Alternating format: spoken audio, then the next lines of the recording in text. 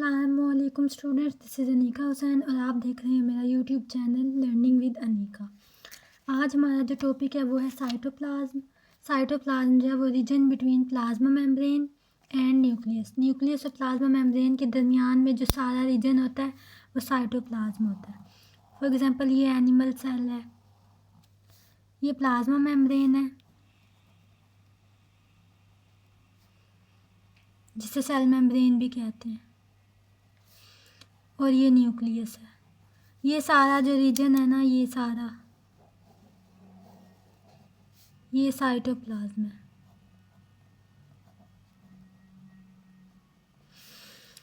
अब हम इसकी कंपोजिशन देख लेते हैं। कंपोजिशन में इसका सबसे पहले लिक्विड पार्ट, फिर साइटोस्केलेटन और ऑर्गेनेली साइटोप्लाज्म में ही होती हैं। सबसे पहले हम इसका लिक्विड पार्ट देखते हैं। लिक्विड पार्ट को कहते हैं साइटोसोल और इसे ग्राउंड सब्सटेंस कहते हैं। साइटोसोल में 90% वाटर होता है, मतलब ये एक्वस होता है।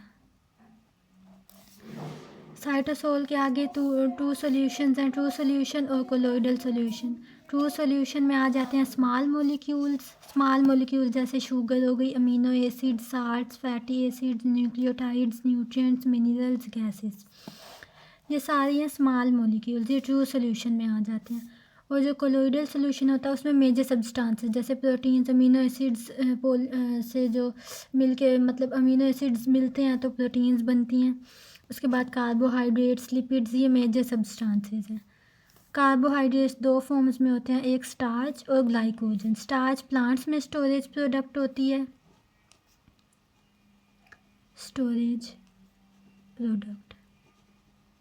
और एनिमल्स में स्टोरेज प्रोडक्ट ग्लाइकोजन होती है।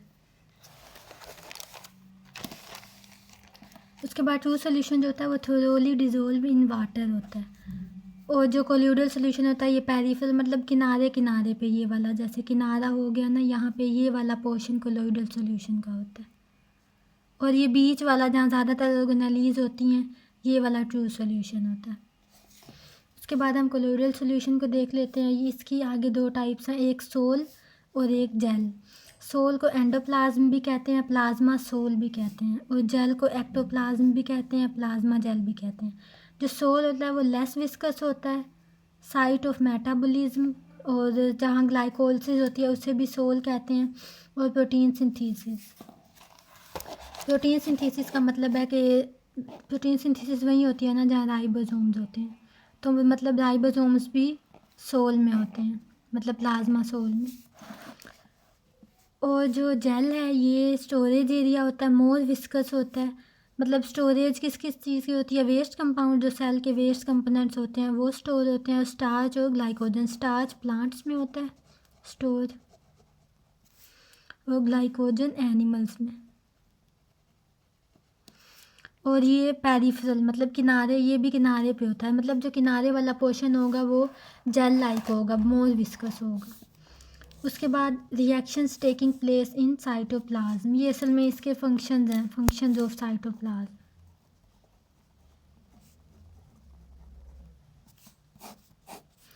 फंक्शंस में यही आता है कि इसमें बहुत सारे रिएक्शंस टेक प्लेस कर रहे होते हैं।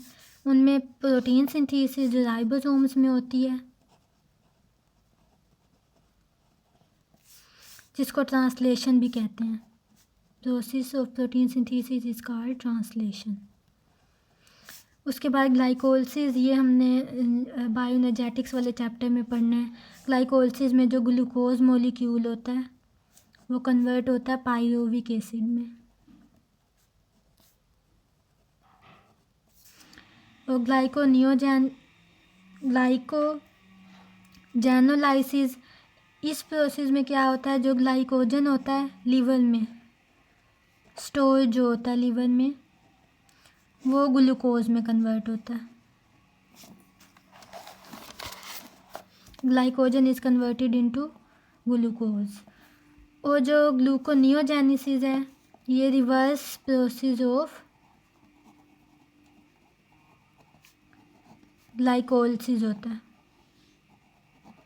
जैसे ग्लाइकोलिसिस में ग्लूकोज दो पाइरुविक एसिड मॉलिक्यूल्स में कन्वर्ट होता है, इसी तरह ग्लूकोनियोजेनेसिस में जो पाइरुविक एसिड होता है वो ग्लूकोज में कन्वर्ट होती है।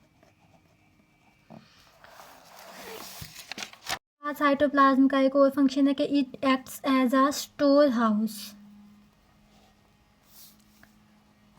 Of vital chemicals.